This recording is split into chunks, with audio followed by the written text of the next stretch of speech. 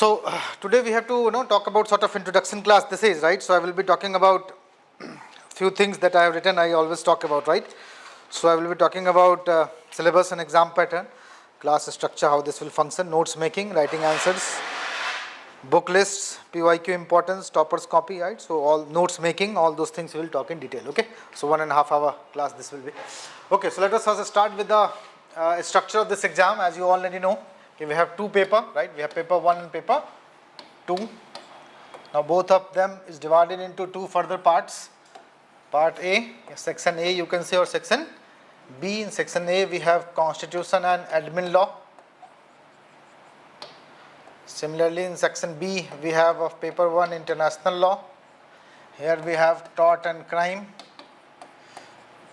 and here we have contract and CLD, contemporary legal development. So this is the structure of our syllabus. Now out of them you can see that paper 2 is little bit much more lengthier. So here also what we will do, that paper 1 we will take around 2 months, paper 2 sometime takes 2.5 and sometime even 3 months, okay, because paper 2 is little bit lengthier. Now having said so, you will also not think, okay, we will give more importance to paper 1 and less importance to paper 2, because ultimately both of them is going to fetch you marks. Now generally I have seen people score better in paper 1, okay, but that is always not true. Sometime you think you will get good marks in paper 1, but you actually get good marks in paper 2, right? So that is something you will have to think about. Now if you look at the pattern of the question, now there you can make a choice actually, right? So what are the choices you can make? So what happens in the case of questions basically, that we have question number 1, 2, 3 and 4 from section B, question number 5, 6, 7 and 8 from section B. So section A 4 questions and section B 4 questions we have. Now each question is of 50 marks. Each question is of 50 marks, right? So it means that 200 question is from paper 1 and 200 from paper 2. So total question is of 400. उसमें से 250 number आपको करने हैं. So how many questions you have to do? 5 questions. तो 8 में कितने करने हैं? 5. ये understand it very nicely, ठीक है? इसमें ही बच्चे confuse होते हैं. That's why I am telling you from the very beginning. Okay? So we have all together 8 questions, 4 questions in paper 1, 4 questions in paper 2. 8 questions each is of 50 marks. Right? Now out of that 8 questions, how many we have to do? 5. 250 marks. Now what are the conditions? तो condition ये होता है कि question number 1 and 5 is compulsory. Question number 1 and 5 is compulsory and each one of them 50 marks का होगा. तो इस दोनों में 1 and 5 में we have 5 question of 10 marks each. 50 होगा. 1 and 5 में कितने क्वेश्चन होते हैं? 10-10 नंबर के 5-5 क्वेश्चन कंपलसरी, ठीक है. रेस्ट जितने भी क्वेश्चंस हैं 2, 3, 4, 6, 7, 8 उसमें 3 क्वेश्चन होते हैं. 15, 15 एंड 20. कितने सब पार्ट होते हैं? 15, 15 एंड 20. नाउ ये 6 बचे. Out of these 6 how many you have to do now? 3. तो you can do any 3 with at least choosing 1 from each one of them. At least choosing 1 from each one of them. तो मतलब ये you can choose 2 from here, 1 from here, or you can choose 2 from here and 1 from here. Again I am repeating कि out of 3 that is left, 1 and 5 is compulsory. You have to give any 3, but in that 3 what is the condition? कि at least you have to choose 1 from each one of them. So either you can choose 2 from here or 2 from here, right? So suppose you chose question number 3 and 4 in part A and question number 8 in part B. So effectively speaking what you have done? Come. Effectively speaking what you have done? You have taken 150 marks question from part A and 100 marks question from part B. देख रहे हैं difference? Now people sometimes what they do, that they predetermine it. कि पहले ही ध्यान लगा लिया कि देखो मैं 3 क्वेश्चन पार्ट ए से करूंगा तो part A I will read more and part B I will not read more. I suggest that this decision you take before means. Right now do not take this decision. The reason is that you don't know, you might get very easy question from part B. What will you do then? So right now as the beginning of your study, you start your study as if you will have to answer every questions. ये जो decision लेना है choosing का not choosing का वो क्या करेंगे? बाद में लेंगे. When you are writing means. समझ में आ रही बात ये? Yes, online people, is this point clear? Yes or no? You can simply type why, I will understand yes. Okay, Prithvi. Govind, every okay, good. Right? Like for an example, people generally from law background love constitutional law, right? So they generally prefer to talk about constitutional law more and solve 3 questions from paper 1. Okay? Similarly, tort and crime, generally people think are much more easier than contract and CLD. So again, they choose 150 marks from paper 1. Like in this time, the paper was such that paper 2, CLD and contract was much more easier to do. Okay? So that is what I am saying you. कि do not make this a pre-plan arrangement कि you decide अभी ही कि I will do more from paper part A and less from part B. That you do once you are complete with the entire syllabus.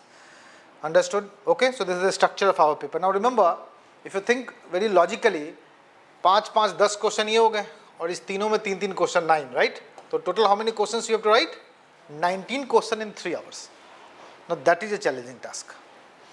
Because your university style is normally 5 questions 3 hours, right? Or sometimes 6 questions 3 hours. But here you have 19 questions in 3 hours.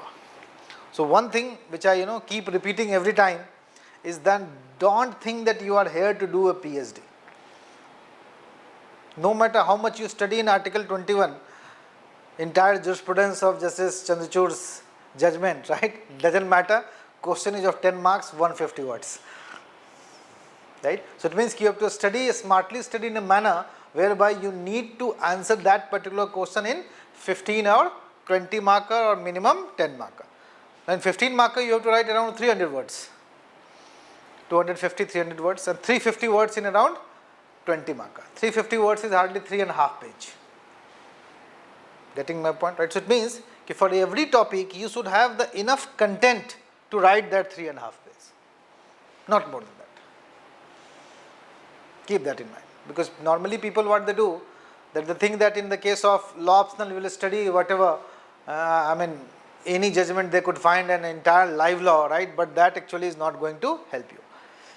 That will increase your knowledge, no doubt, but that will not lead you to qualify the actual exam. That is actually a problem, especially from good colleges. What the student does, that they are obviously very knowledgeable, but the point is that they struggle to finish even the answers. कि ये भी लिख देते हैं, ये भी लिख देते हैं, and ultimately what happens? कुछ नहीं लिख पाते. 4-5 क्वेश्चन अगर आपका छूट गया, आपने और सारे क्वेश्चन में PhD भी कर रखे, doesn't matter, you are not going to qualify.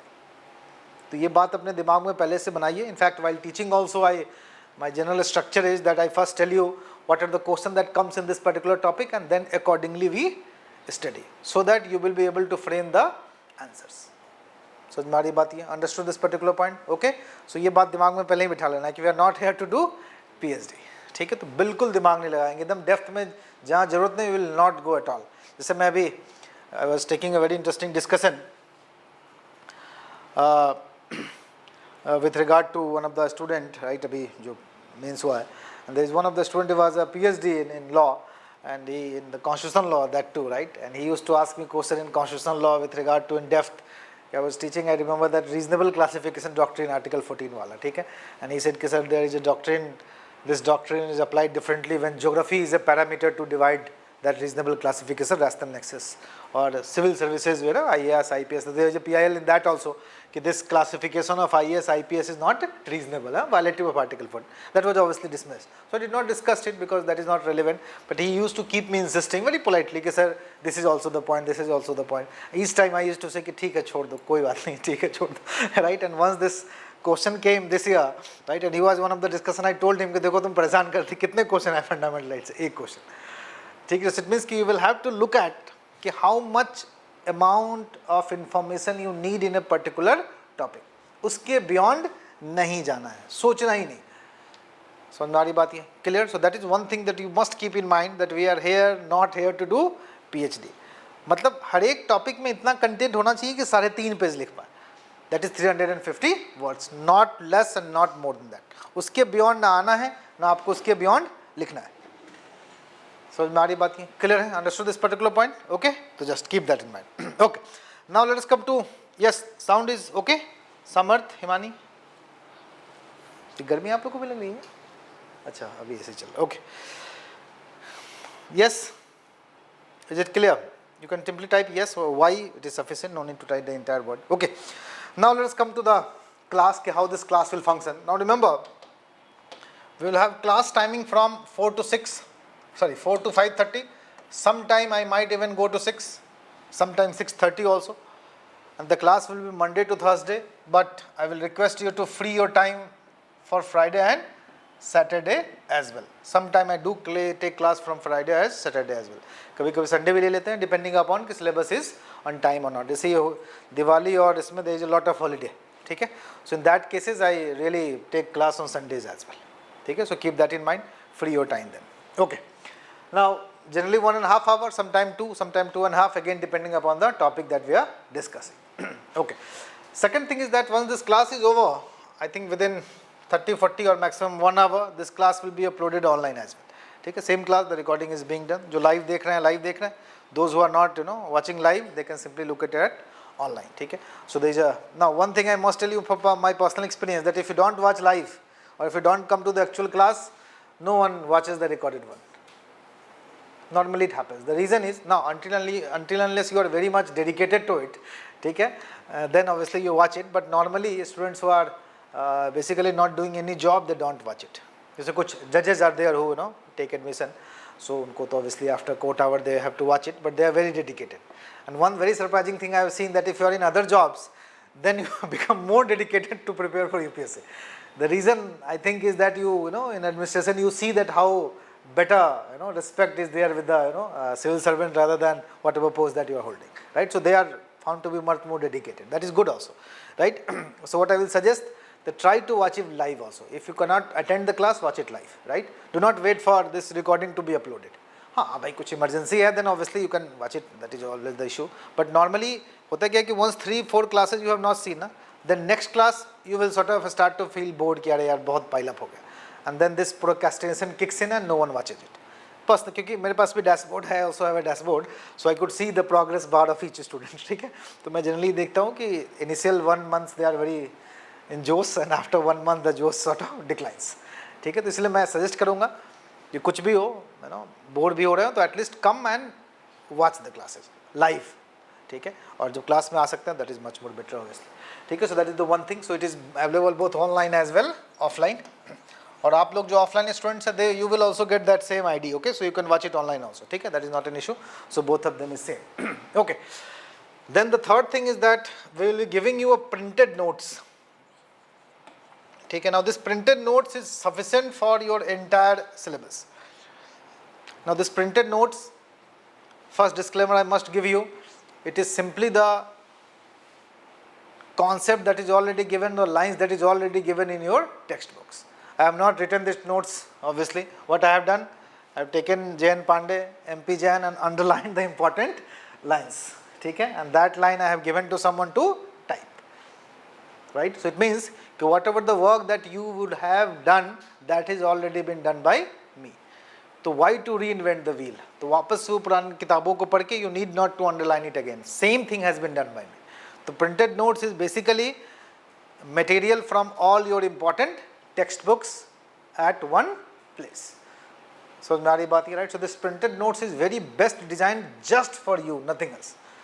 कुछ इसमें there is nothing which is there and not there in the books. All the things that is books in there in the printed notes.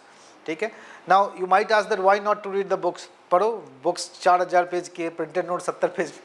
ठीक है, right? So it means कि I have made it a very very precise for you. ठीक है? So the work has been done, just and just rely on that. इसके beyond answers questions आने की संभावना almost nil है. इस बार तो फिलहाल आ ही नहीं थे. अंडरस्टूड? हाँ, इस बार वो क्वेश्चन उन्होंने बड़ा इंटरेस्टिंग सा सीआरपीसी का पूछ लिया था कि death sentence that under which were sections pardon, right, which is the appropriate government. अब वो एक बाउंसर है. For that you need not to read the entire CrPC obviously. ठीक है? But it still most of the questions are from the printed notes only, right? So no need to buy your own books. Just rely on that. And now most of you are law graduate, I assume, right? So you must be having all those MP Jains and J.N. Pandeys, right? Obviously they are great books, but the problem is that they are intended to be scholarly in nature, right? Because I don't think in 5 months you can finish MP Jain. खत्म हो जाएगा पूरा 5 महीने में? I don't think, right? It's very very lengthy book. So what we have to do? We have to summarize and precise ourselves, right? Understood this point? Okay. Third thing that you will get, which is I think very very important for you, is a weekly answer writing, a weekly test, whatever you might call it.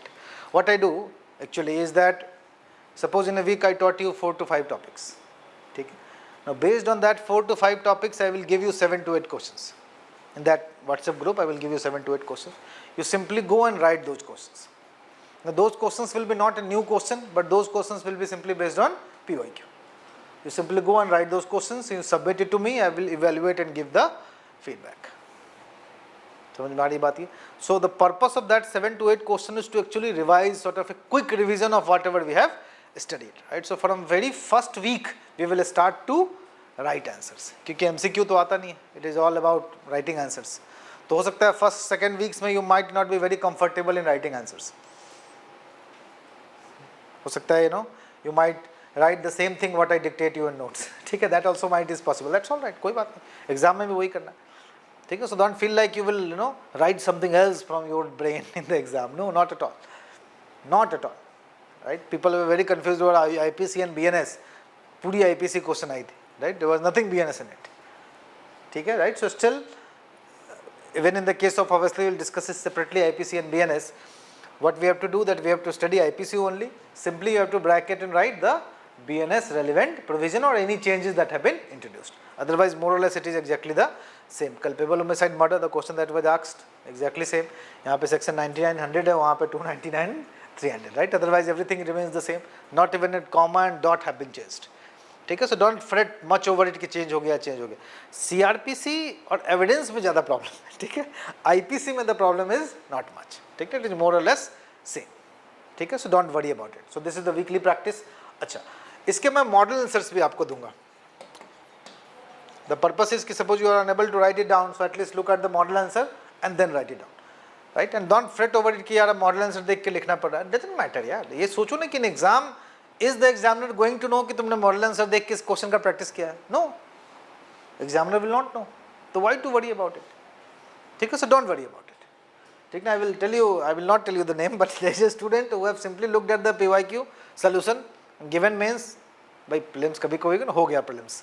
और पता चला mains की तैयारी नहीं हुई, ठीक है? ही came to में कहा 10 साल के क्वेश्चंस का सोल्यूशन पकड़ो और जस्ट रीड इट डाउन, हो गया उसका अल्टीमेटली, ही क्वालिफाइड आल्सो. ठीक है, so some time what I am suggesting you कि these model answers if you read beforehand and wait for a day. हाँ, ऐसा मत करें कि मॉडल आंसर सामने रख के फिर देख के लिखना, obviously that is not going to solve the purpose. एक बार उसे पढ़ लीजिए, then wait for a day and then write the next day, so that you will have to judge yourself that whether you are able to recall it or not recall it. That is the only thing. Otherwise that doesn't matter. Understood this? Okay, right? Now once the entire syllabus is done, weekly test is done, then I will give you 12 full length test FLTs. 12. Now I keep telling you that this is actually 50% of your,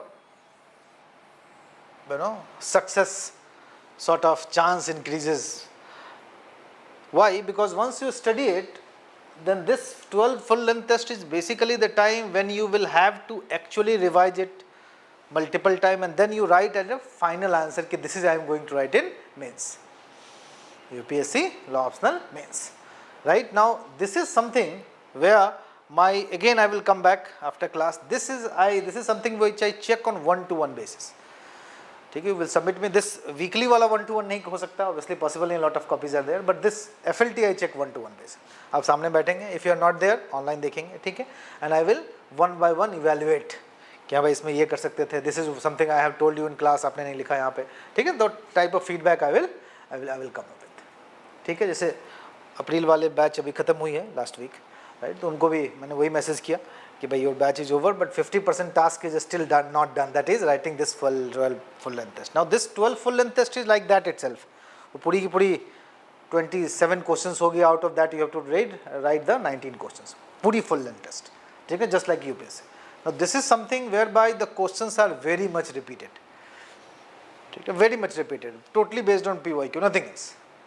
ठीक है, now once your syllabus is done in 5 months, कभी कभी 5.5 भी हो जाता है, ठीक है, तो 5.5 months, then this 12 length test in the next 7 month you do. तो जो 1 year मैं कहता हूँ उसमें 5 महीने की पढ़ाई और 7 months की writing practice, ठीक है, that itself is more than sufficient. क्योंकि देखिए वीकली क्वेश्चंस अराउंड 5 months के अराउंड 20-25 वीक्स के हो जाएंगे। उसमें अगर 8 क्वेश्चन भी एवरेज मान लिए तो करीब करीब 200-250 क्वेश्चन वहाँ हो गए और करीब करीब 250-300 क्वेश्चन यहाँ हो गए। ठीक है, सो अराउंड 600-650 क्वेश्चन अगर आपने कर लिए पूरे लॉ ऑप्शनल में, उसके बियॉन्ड तो क्वेश्चन बन ही नहीं सकता। ठीक है, it is simply impossible to make question in law.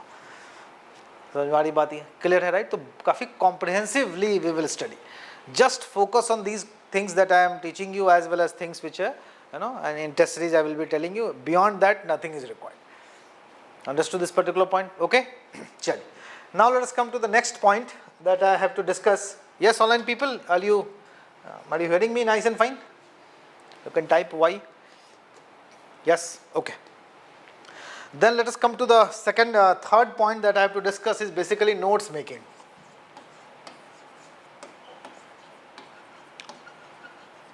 See, notes making is actually for law optional UPSC is very important criteria.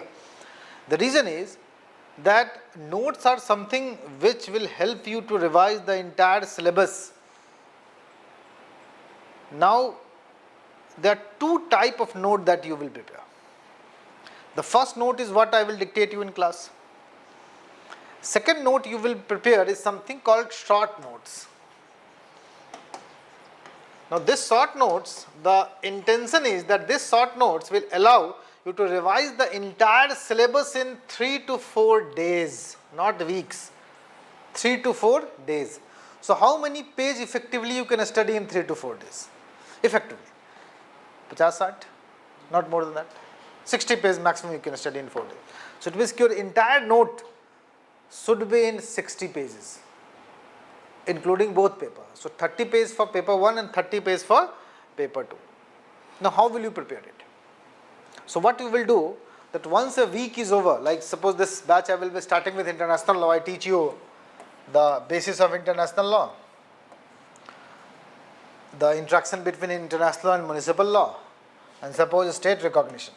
So 3 topics I suppose we have discussed in the class, and around 16 pages notes I have dictated. Now this entire has to be jotted down in 1 to 2 page. Now how will you do that? So that is where your skill comes into the picture. What you will do? You will simply write the main points and some context keyword with regard to that particular topic. Like for an example, I teach you that monoism and dualism. So you will write monoism and dualism in bracket, name of the jurist who supports it, comma, main point. So it means that the entire monoism theory and this part will be completely covered in 2 to 3 lines. That you have to do by yourself. जो मैंने notes लिखवाया, आप घर पे गए and you make it a concise manner. Now this is something which is going to help you a lot. The reason I am telling you, now another very important thing is that this is something which every student makes, but everyone makes it in its own, very unique style. जैसे किसी ने एक कोई word लिखा after reading a paragraph, someone else might denote the same paragraph with some other word. जैसे मान लीजिए कि case है whereby कि there was a person who jumped into the this river taking her 2 child, okay, and ultimately he was charged with 300, fourthly culpable homicide not amounting to murder with knowledge that most probably causing death. Now this is the entire case law, the facts, etc. But you can write simply name of the case, bracket, someone will write mother jumped into well, finished. He will understand what I am talking about. Someone will write, some other will write knowledge is important, mother jumped into well. So it means कि for this entire paragraph, depending upon the person, they will write different short words. Now it is so unique to that person कि जब वो पढ़ेगा तभी उसे याद आएगा कि मैंने ये क्यों लिखा था. आप पढ़ेंगे तो you will not find the same thing. So that is why this short note एक दूसरे के लेने से नहीं चल पाएगा. This is something you will have to design by yourself. और believe me, एक बार इसे डिज़ाइन कर लीजिए, and भगवान न करे ऐसा हो, हालांकि ऐसा होता है, लेकिन स्टैटिस्टिकल स्पीकिंग 1% लोग ही सिर्फ क्वालिफाई करते हैं मेंस के लिए, मतलब प्रीलिम्स क्वालिफाई करते हैं. नाउ जैसे लास्ट ईयर अभी जो मेंस हुआ है अराउंड 170 स्टूडेंट्स थे जो कि टेस्ट सीरीज लिख रहे थे, उसमें से हार्डली मेरे स्टूडेंट्स 50 थे। 120 were not my students in foundation batch, मतलब स्टूडेंट तो सारे ऑब्वियसली, लेकिन फाउंडेशन के सिर्फ उसमें 40-50 थे। क्यों? क्योंकि 40-50 में भी पिछले जो मैंने 8 सालों में जिन बच्चों को पढ़ाया उनमें से 40-50 थे। तो मतलब ऑन द एवरेज अगर मैं समझो कि 600 स्टूडेंट्स को पढ़ा रहा हूँ इन ईयर, तो लास्ट 2400-2500 बच्चे हुए, उसमें से 40 बच्चे लिख रहे थे। कितने परसेंट हुआ? Statistically same 2%। ठीक है, तो आपके साथ भी ये होगा। तो पर्पस इसका ये है कि जब ये नोट्स आप बना लेंगे शॉर्ट वाले, तो आपका 2 साल बाद भी प्रीलिम्स क्वालिफाई हुआ ना, तो मोटा नोट्स आप पढ़ने नहीं जाएंगे कभी, ये शॉर्ट नोट्स पढ़ेंगे कि ये 40 पेज में बना हुआ है, आई विल रिवाइज इट। ठीक है, तो मेहनत करके इसे जरूर बना लीजिए। समझ में आ रही बात? ये थोड़ा मेहनत लगेगा, that I tell you. It is not very easy कि हाँ भाई आसानी से हो जाएगा, क्योंकि पूरे हफ्ते में 10-15 पेज आपको पढ़ने होंगे और उसको जॉट डाउन करना होगा हाफ पेज में। बट एक बार आप कंटिन्यूसली कर लिया आपने, तो I am telling you, going to help you a lot. कभी भी आप प्रीलिम्स क्वालिफाई करें, you will have a confidence that you are ready for mains.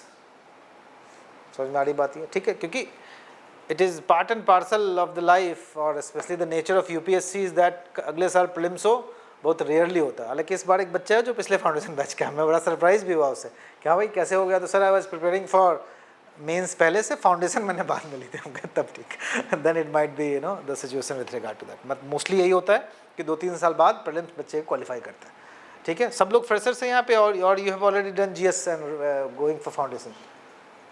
GS हो गया सब लोगों का, स्टार्ट ही कर रहे हैं सब लोग। हाँ, तो वही है, 1-2 साल लगेंगे। ठीक है, लगते हैं। अभी यूपीएससी का डेटा भी देखिए तो 3rd और 4th अटेम्प्ट वाले हाईएस्ट हैं जो क्वालिफाई होते हैं। ठीक है, it happens, it is a time consuming process, right, there is no doubt about it. So you don't have to worry about it, that's all right. लेकिन वही मैं कह रहा हूँ कि 4 साल बाद जब अपने नोट्स को दोबारा देखेंगे तो अजनबी टाइप लगेगा कि अरे क्या लिखा हुआ है, क्योंकि 4 year is a very long time. तो मैं क्या सजेस्ट करूँगा आपको कि you make this short notes, और 2-3 महीने में एक बार उसको 4-5 दिन में रिवाइज कर ले, छोड़ दे। फिर 2-3 महीना बीते, 4-5 दिन में रिवाइज कर ले, छोड़ दे। लेकिन वो तभी होगा when you will have this short notes.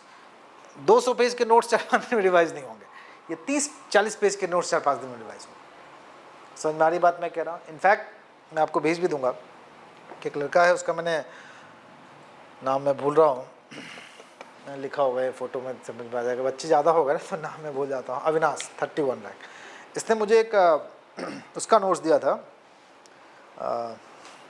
किस टॉट का, 1 पेज का, सिंगल पेज में taught note, single page complete taught notes. Obviously छोटा छोटा थोड़ा लिखा हुआ था, लेकिन फिर भी सिंगल पेज में। ठीक है, major cases, negligence, 2 test, wagon mound, और वो जो इस बार भी आया था, major cases, theories of negligence, खत्म। फिर दूसरे में defences, statutory authority, exception, negligence cases, और इसको कनेक्ट किया था कि ये केस यहाँ भी चलेगा। 1 पेज में पूरी टॉट की नोट थी। अब सोचिए टॉट रिवाइज करना कितना आसान हो गया। अब डेली एक बार रिवाइज कर सकते हैं। देखिए, if you have such A precise notes you can revise it daily, but it was made in such a manner that only he could understand. आपको देंगे, you will not understand it. ठीक है, तो short notes बनाने की मेहनत आपको खुद करनी पड़ेगी। एक बार मेहनत कर लीजिए प्लीज। हमारी और कुछ बात मानिए ना मानिए, लेकिन ये बात जरूर मानिए कि एक बार मेहनत कीजिए शॉर्ट नोट्स बनाने।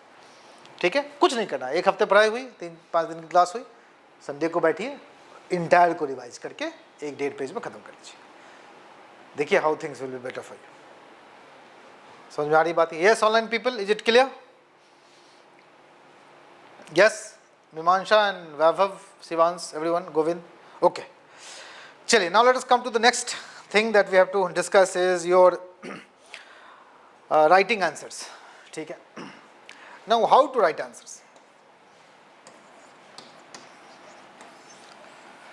See, answer writing is a very, much of an art rather than now this art, why I am saying this is an art, because no matter how nice content you write, if a person who is reading is not interested in your content, or you have written it so badly that he is unable to decipher what you have written, it doesn't matter how nice content you have, you are not going to get marks.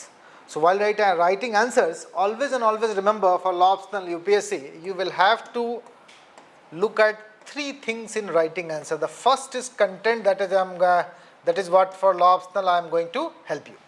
what to write. You understand the demand of the question. What are the case laws that will be there? What are the jurists that will be mentioned here? What are the theories that will be mentioned here? Right? So all those things.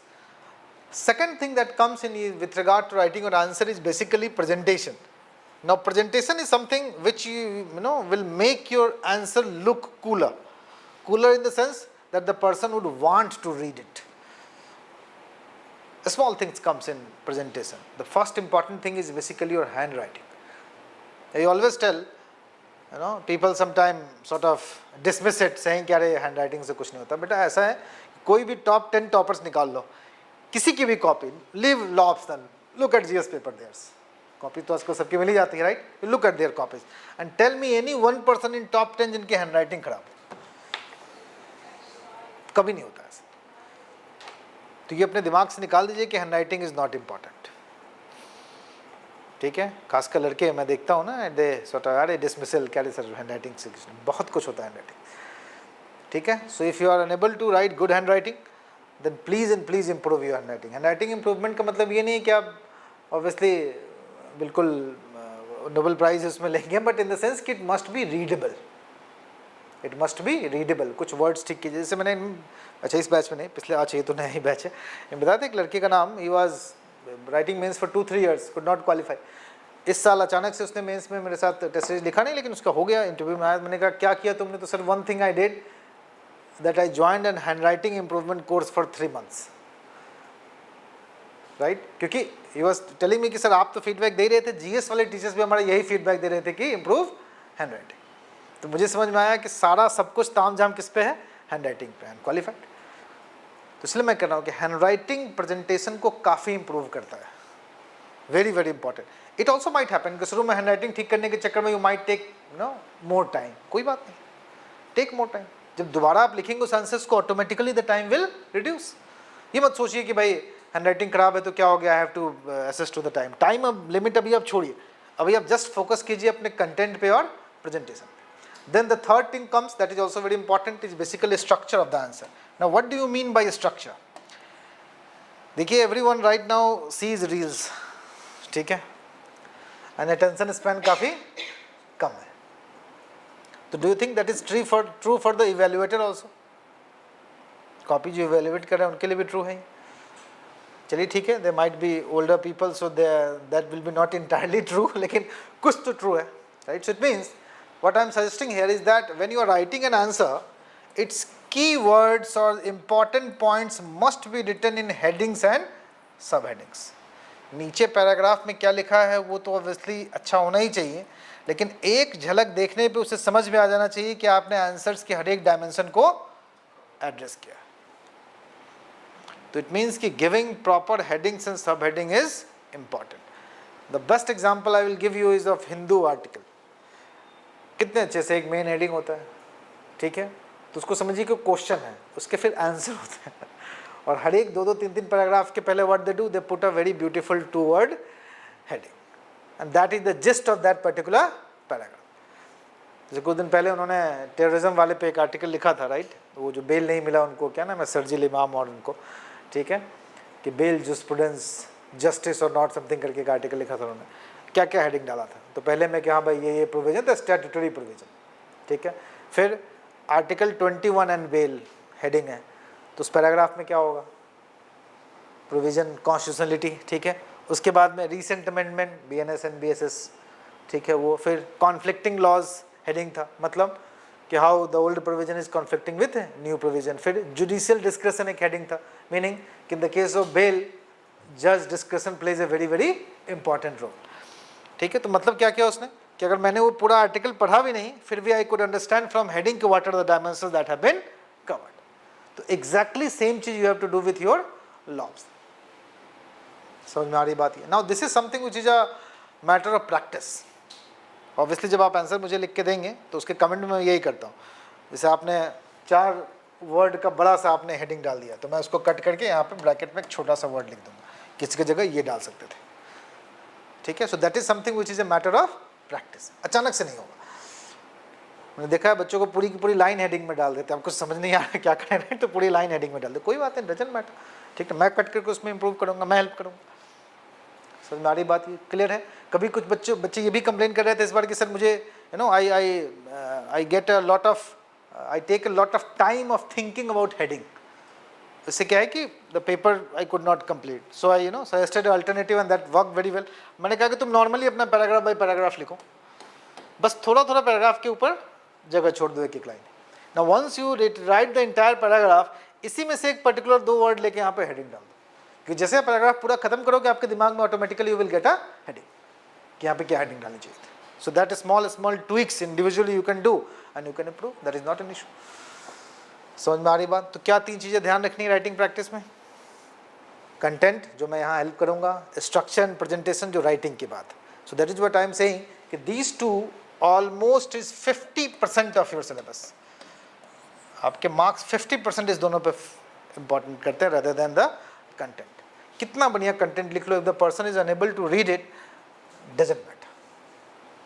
समझ में आ रही बात? और ये सब क्या है ना कि ये बात ध्यान रखना कि सब धीरे धीरे इंप्रूव होता है. Suddenly it will not improve. ऐसा नहीं होगा कि फर्स्ट वीक में you will write like justice Chandrachud, ठीक है?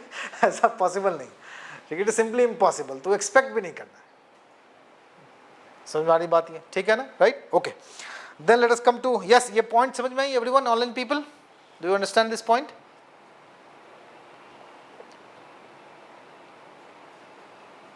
Okay, okay. Now let us come to the next thing, that is your book list. Now book list, all of you must be a law graduate, right? So the book lists are very usual for law optional UPSC. For constitutional law I generally recommend D.D. Basu, ठीक है? D.D. Basu is not, D.D. Basu was such a great scholar, you must be knowing him. He have written 3 books on constitution. One is Introduction to the Constitution, that is the smaller one. Then there is a shorter version of constitution in the 2 this books, and then there is a Constitution of India in 7 volumes. So there is a one very smaller one, then there is 2 volume and there is a 7 volume, right? तो हम लोगों को सबसे smaller one वाली पढ़नी है, ठीक है? Introduction to the constitution, that yes 500-600 page, that is I think very precisely written, very very easy, ठीक है? And very nicely written also, ठीक है? उसमें MP जैन की तरह they have not gone into detail, that is not required, ठीक है? So that you can look at it. Now with regard to second, that is your international law, I always suggest your, if you are not very comfortable in English, go for S.K. Kapoor, ठीक है? Otherwise Malcolm Shaw is also a good book, ठीक है? तो उसमें से कोई भी एक you can look at it. Then if you go to Tort, very famous one, क्या नाम है भाई? बांगिया, ठीक है? Bangia, Tort, in fact contract भी बांगिया का आप ले सकते हैं, ठीक है? That is also okay, you can go with it. But again I am telling you कि if you already have these books, don't buy it, ठीक है? No need to purchase it, ठीक है? जो आपके पास existing book है, just go for it, ठीक है? उसके beyond की जरूरत नहीं. Then comes your crime. तो crime में people prefer Ratan Lal, but I think KD Gaur is much more better, ठीक है? तो KD Gaur आप देख सकते हैं. आप लोग के पास कौन सी है crime की? KD Gaur ही है? Anyone else? Yes. What book you have crime? No? Don't have any book of crime? BNSS, yes. अच्छा, you have that. Okay, ठीक है.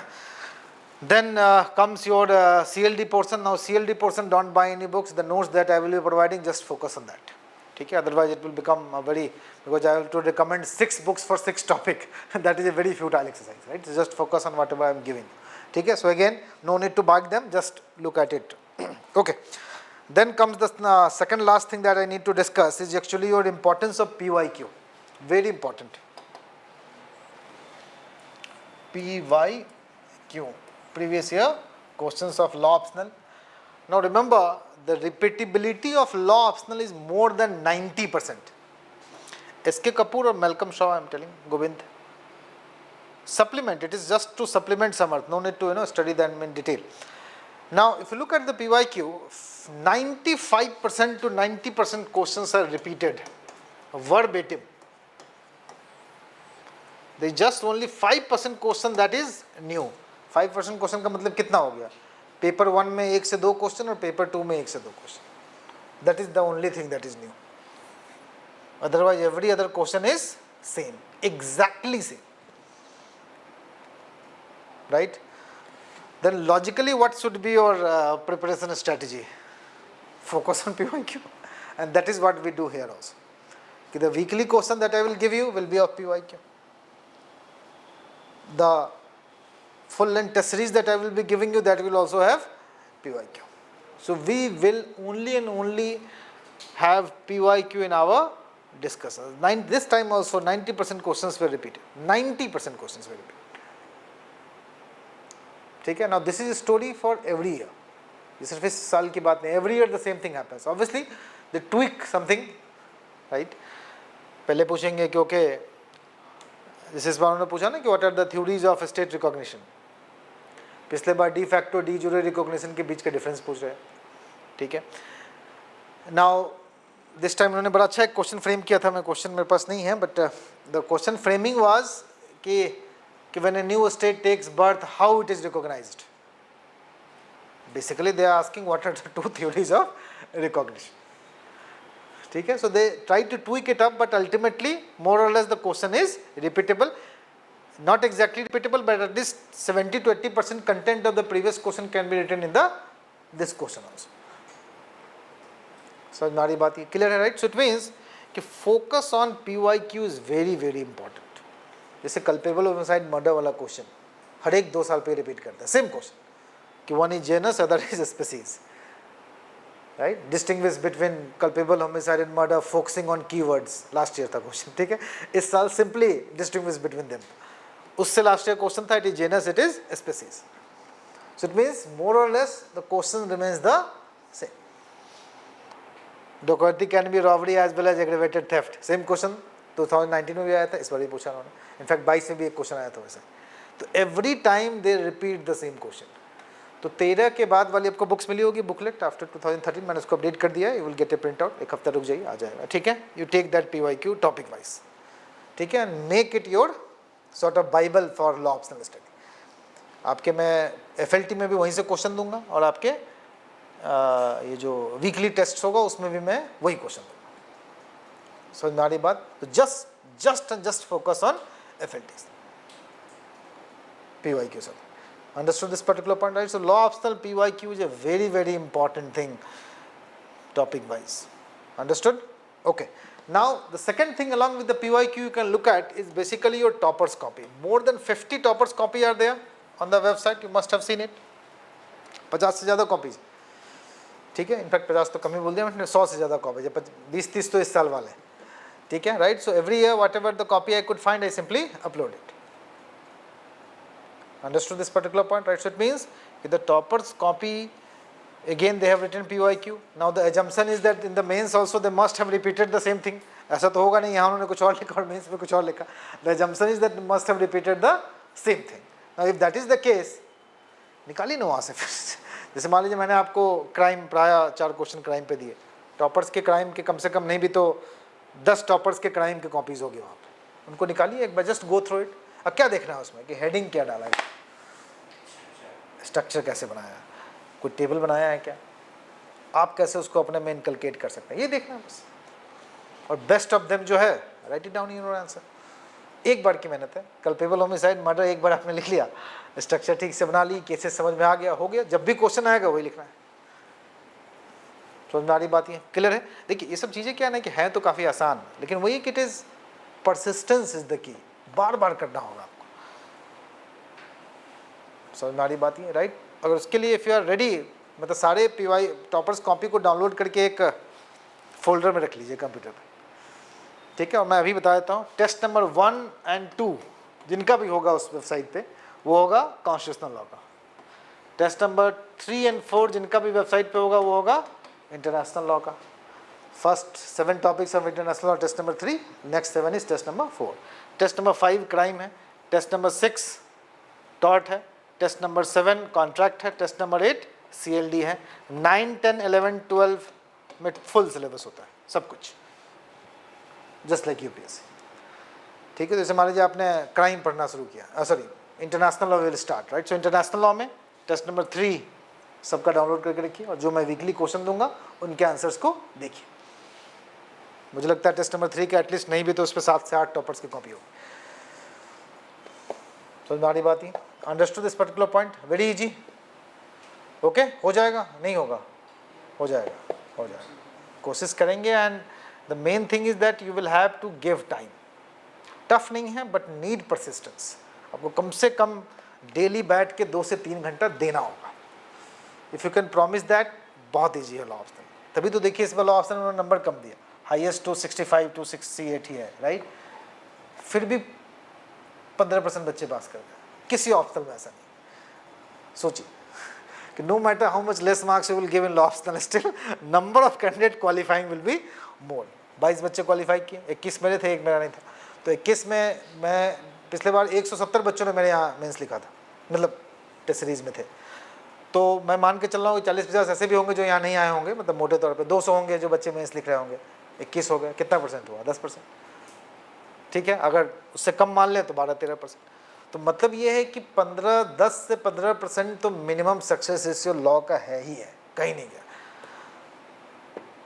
किसी भी ऑप्शनल का इतना सक्सेस रेशियो नहीं है, माइंड यू, ठीक है, किसी भी ऑप्शनल का इतना सक्सेस रेशियो नहीं है, ठीक है। और this is not I am saying, जो यूपीएससी के रिपोर्ट्स होते हैं उसको भी आप देख सकते हैं, ठीक है, law have a very huge success ratio. तो ये सब नेगेटिव चीज़ें दिमाग से निकाले, नंबर नहीं आ रहे, ये नहीं आ रहे, भाई तुम पहले प्रीलिम्स करो और फिर बात करेंगे, ठीक है ना, नंबर कैसे नहीं आएंगे, अगर नहीं भी आते तो कोई बात नहीं, आपको जीएस पेपर 2 में हेल्प होगा, इंटरव्यू में हेल्प होगा, बहुत जगह हेल्प होने की चीज़ है। लॉ वाले को ऐसे भी 200 से कम नंबर नहीं आते इंटरव्यू, मोटे तौर पर देखा जाए, राइट, तो 190 95 200 के आसपास नंबर आता है, ठीक है ना, so don't worry about it, ठीक है।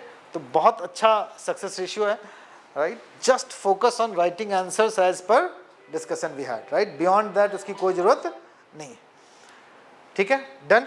चलिए, तो हमारे यहाँ से सारी चीज़ें मैंने आपको बता दी, class and structure of exam, class pattern भी बता दिया मैंने, notes making, writing answers, books and PYQ and toppers copy, ठीक है। तो ये सब डिस्कशन बच्चे जनरली पूछते हैं मुझसे, तो फर्स्ट मैं क्लास में बताता हूँ। Now I will take questions from your side. Yes, anyone have any questions?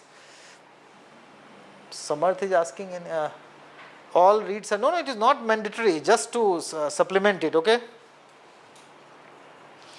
Time management की बात करना, हाउ लॉन्ग, मैंने वो भी बताया 3 आवर्स, अराउंड 3 to 4 आवर दीजिए, 1-1.5 घंटे की क्लास और 1-1.5 घंटे self study, it is more than sufficient, more than sufficient. No, not at all Deepa, if you have printed books don't need to write printed this note. One more thing मतलब बताना भूल ही गया, देखिए इसमें इंटरनेशनल मैं पूरा पढ़ाऊंगा, कॉन्स्टिट्यूशनल मैं पूरा पढ़ाऊंगा, पेपर 1, पेपर 2 में मैं क्राइम का 60% पढ़ाऊंगा, जो मेजर है, कल्पेबल होमिसाइड, मर्डर एक्सेट्रा, ठीक है। टॉट नहीं पढ़ाऊंगा मैं, कॉन्ट्रैक्ट के भी मेजर प्रोविजंस मैं थोड़े बहुत पढ़ाऊंगा आपको, जो मेजर प्रोविजंस होते हैं, और CLD मैं 2-3 टॉपिक उसमें से पढ़ाऊंगा जो बड़े हैं, जैसे मैं आपका IPR, ठीक है, IPR मैं पढ़ाऊंगा, ठीक है, इन्वायरमेंट में पढ़ाऊंगा, ठीक ना, छोटे मोटे RTI और ये सब जो है ना, there is one more teacher, he will teach again. तो मतलब ऐसा समझिए मोटे तौर पे कि 70-80% सिलेबस में पढ़ाऊंगा, 20-30% सिलेबस सर पढ़ाएंगे, ठीक है। So that is the structure, okay. चलिए, और कुछ पूछना हो तो बताइए, एनीवन? हाँ, मी और सर भी करेंगे, दोनों, कोई जिनके पास कॉपी गए, यस, क्योंकि 70-80 कॉपी आ जाती है एक बार, ठीक है, तो बड़ा ज़्यादा हो जाता है, लेकिन ठीक है, कोई नहीं, डन। चलिए, तो वाइंड अप करते हैं आज के लिए, everyone, let us meet tomorrow, ठीक है, सेम टाइम 4 PM। जो कोई पूछ रहा है क्या लाना है, एक पेज और एक कलम लाना है, बस और कुछ नहीं लानी है, ठीक है, nothing else is required, right, 1 page and 1 thing. चलिए, thank you everyone, thank you.